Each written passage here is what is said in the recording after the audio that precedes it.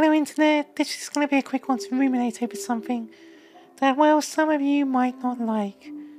We're just a few short days away from Sony's State of Play and Summer Games Fest itself, where hopefully Final Fantasy VII Remake Part 3 is finally going to be revealed. I can hardly wait. But what if it's not there? I know, put the pitchforks down, chill.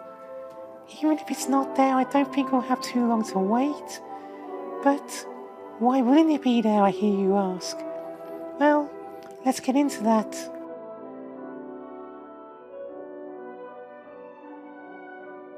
The proximity of the release of Final Fantasy VII Rebirth on Nintendo Switch 2 and the Xbox Series is really what's beginning to sow a little seed of doubt up here in my noggin. June 3rd is the State of Play, which is a mere 24 hours after the game releases on those platforms, and Summer Games Fest itself is only a couple of days later. This doesn't really leave a lot of time for players diving in for the first time to experience Rebirth to its fullest before a potential reveal. Now, one could argue that Rebirth has been out for a couple of years now. There's so much content out on the internet that most of the people playing it at this point probably already know what they're getting themselves in for.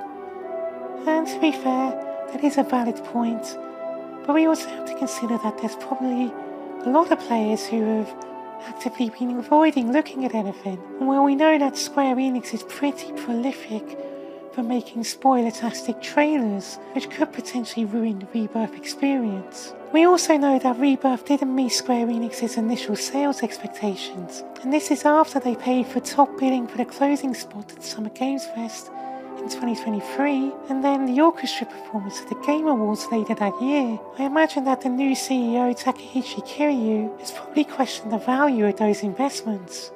Though, that being said, at the same time, he's also the driving force behind their new multi-platform strategy, and realistically, Summer Games Fest is the reunion, you could call it, of the total addressable market across all platforms. There's no denying the financial cost of it though. So part of me does wonder if Square Enix will instead opt to forego this not E3 cycle entirely, and instead opt to go for a very hyper-condensed marketing cycle with a reveal at opening night live at Gamescom. Gamescom has been growing steadily in size over the past few years. It's quickly becoming one of the bastions of the, I guess you could call it, old era of gaming trade shows. Having a title like FF7 Remake Part 3 could be the big hitter that they need. Assuming they're still targeting a late Q1 2027, early Q2 launch, there's a stacked calendar of events from that point forward that they could really hammer home with. September is Tokyo Game Show, where Square Enix generally always has a presence. They did a big deep dive on Rebirth there in 2023, so it makes sense for them to want to show off the final part there. Now in October we have a couple of events. There's MCM/EGX in London. Now unfortunately EGX is a mere husk of what it used to be, but some of the cast in Hamaguchi were there last year, so maybe they'll be there again this year. And on the same weekend there's also Paris Games Week. Japanese entertainment in general has quite a strong foothold in France, and the Final Fantasy franchise is pretty well loved, so that's another good opportunity there. Now November is pretty light on events, there's some odd cons here and there, but there's also the elephant in the room we need to think about. Grand Theft Auto 6. Once that game comes out, it's going to suck all the air out of the room, and all the attention will be squarely on it. So this might be a good opportunity for Square Enix to do some embargoed press and creator events to give them hands-on with the game for the first time. And then we move into December with the Game Awards. Then in January there's usually another State of Play, and there's the potential of the Xbox Developer Direct, Nintendo Directs. There's also the 30th anniversary of FF7, where who knows, they might do their own live stream event. And then going into February, they could lift the embargo for any press/creator coverage and pretty much set them up for launch. Following this cadence, it means we'll be getting new info new interviews, new previews, etc.